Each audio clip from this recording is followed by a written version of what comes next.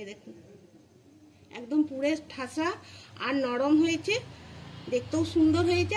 নমস্কার বন্ধুরা, সানুদির রান্নাঘরে আপনাদের সবাইকে স্বাগত জানিয়ে চলে এসেছি একদম নতুন এঁচড়ের মোমো নিয়ে। এখানে আমি একটা গোটা এঁচড় নিয়েছি, ছোট ছোট করে কেটে নিয়েছি। প্রথমে আমি এঁচড়টা সিদ্ধ করে নেব। এখানে একটা স্টিলের গামলাতে আমি জল বসিয়ে দিয়েছি, জলের মধ্যে এঁচড়টা দিয়ে দিচ্ছি।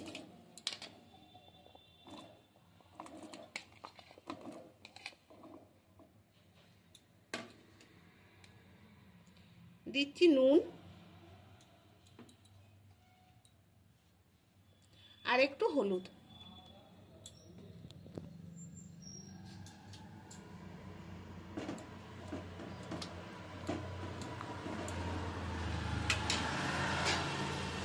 এবার ঢাকা দিয়ে বেশ কিছুক্ষণ আমি সিদ্ধ করে নিচ্ছি।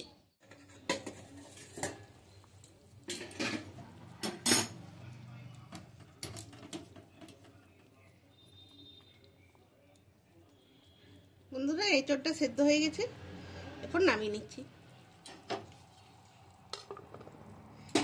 গ্যাসটা অফ করে দিচ্ছি।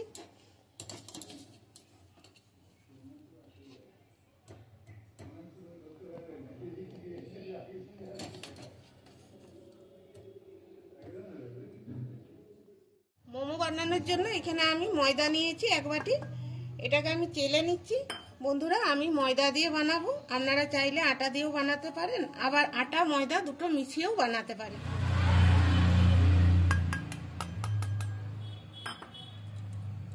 দেড় বাটি আমি ময়দা দিলাম, পরিমাণ মতো দিলাম, আপনারা আপনাদের পরিমাণ মতো নিয়ে নেবেন।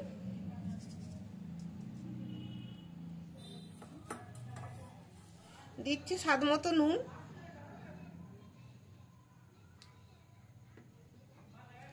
আর 1 চামচ সাদা তেল। এগুলো ভালো করে মিশিয়ে নিচ্ছি। এবার একটু একটু জল দিয়ে মেখে নিচ্ছি ময়দাটা।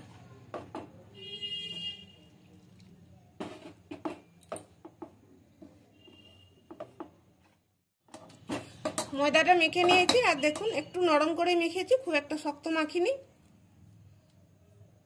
উপরে একটু তেল বুলিয়ে নিচ্ছি।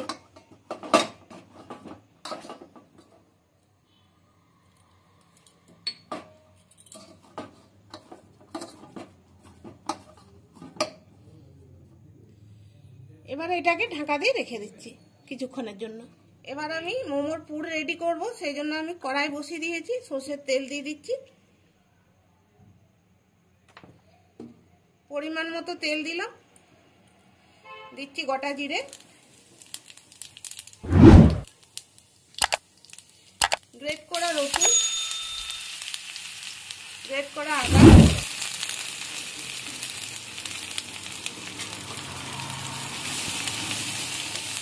আদা আর রসুন একটু আমি ভেজে নিচ্ছি।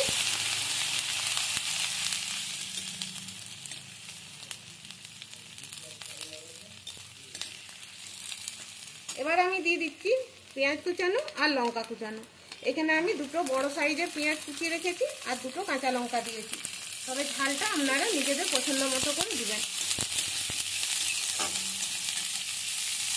গ্যাসের আঁচ আমি মিডিয়ামে করে রাখছি।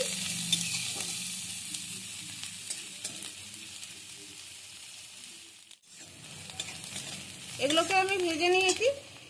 এবার আমি দেবো হলুদের গুঁড়ো, লঙ্কার গুঁড়ো আর ধনে আর জিরের গুঁড়ো।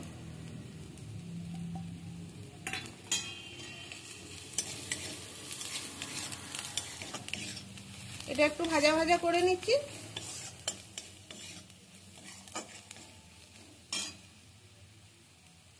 এবার দিয়ে দিচ্ছি একটু জল।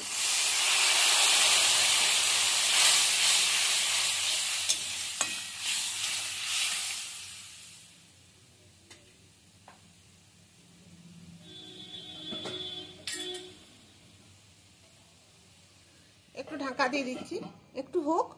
এবার সিদ্ধ করা এঁচড় আমি হাতে করে একটু ভেঙে নিচ্ছি এভাবে।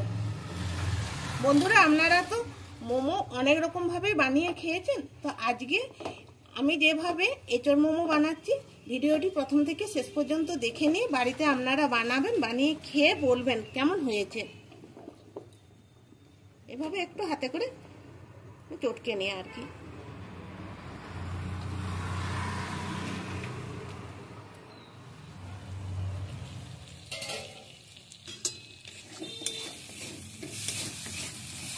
মশলাটা কষানো হয়ে গেছে, এবার আমি দিয়ে দিচ্ছি সিদ্ধ করা ইঁচড়।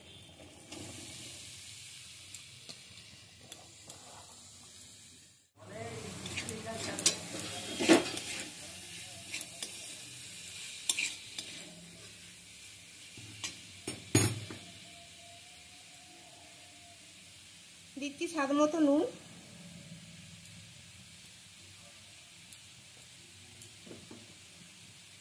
একটু চিনি,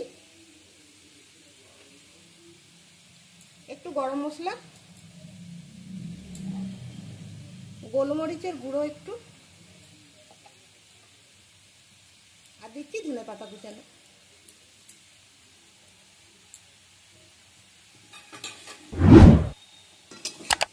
এবার আমি খুব ভালো করে কষে নেব।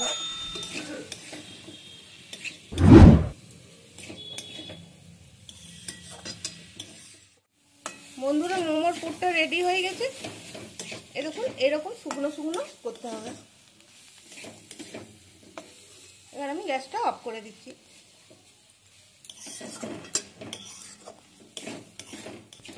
এটা আমি একটু ঠান্ডা করে নিচ্ছি।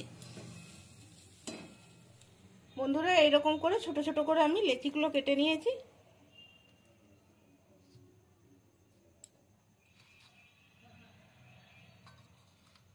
মোমো তো একটু ছোট ছোট করে লেচি কাটলে এটা ভালো হবে, বেশি বড় হলে কি হয় মোটা মোটা হয়ে যাবে। এবার আমি এগুলো বেলে নেব।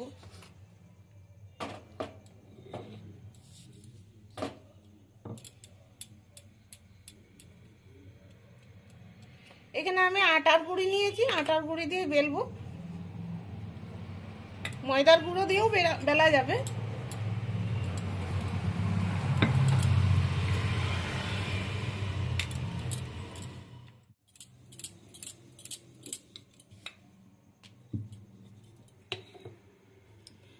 বেশ কয়েকটা আমি এখানে বেলে নিয়েছি, এরকম সাইজের বেলেছি। আর এই দেখুন পাতলা পাতলা করে। এবার আমি পুর ভরবো।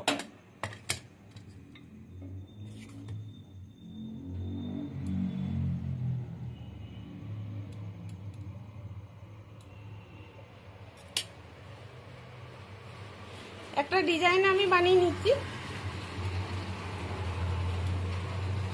আপনারা চাইলে আপনাদের পছন্দ মতো যে কোনো ডিজাইন দেবেন।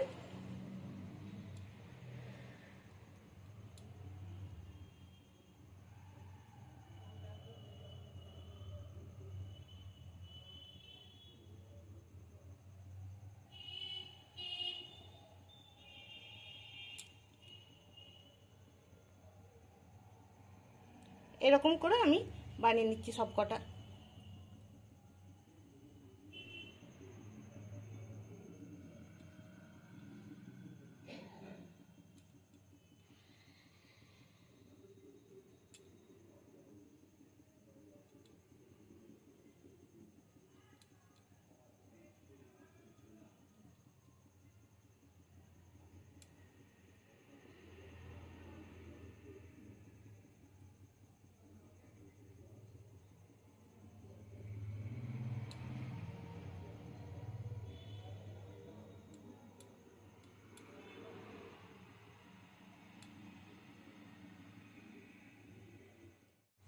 এ দেখুন বন্ধুরা, এতগুলো আমি গড়ে নিয়েছি। এবার এখানে আমি একটা ছিদ্র থালা নিয়েছি, থালাতে একটু তেল বুলিয়ে দিচ্ছি। এখানে একটা হাঁড়ির মধ্যে আমি জল বসিয়েছি।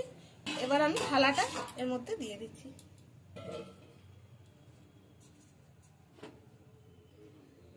এরপর মোমোগুলো আস্তে আস্তে সাজিয়ে নিচ্ছি।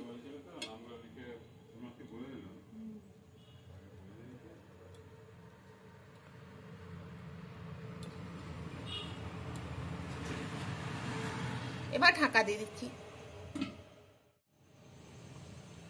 এই দেখুন বন্ধুরা, 10 মিনিট আমি এই মোমোগুলোকে ভাপিয়ে নিয়েছি। এবার আমি নামাবো। আর এই দেখুন থালাতে তেল বুলিয়েছিলাম বলে কি সুন্দর উঠে যাচ্ছে দেখুন।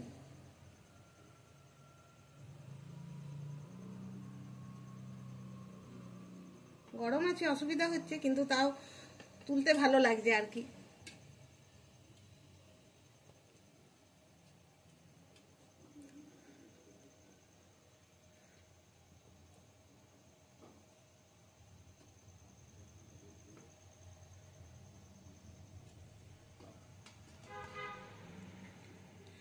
বাকিগুলো এইভাবে আমি বানিয়ে নিচ্ছি। এই দেখুন বন্ধুরা, মোমোগুলো কত সুন্দর হয়েছে। আর মোমো দিয়ে খাওয়ার জন্য এখানে আমি টমেটো সস নিয়েছি আর ধনেপাতা চাটনি নিয়েছি। এই দুটোই কিন্তু আমি বাড়িতে বানিয়েছি। আর একটা আমি ভেঙে দেখাই।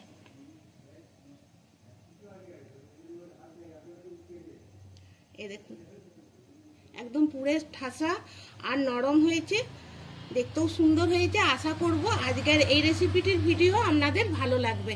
ভালো লাগলে লাইক শেয়ার কমেন্ট করবেন আর আমাদের চ্যানেলটিকে সাবস্ক্রাইব করে আমাদের পাশে থাকবেন।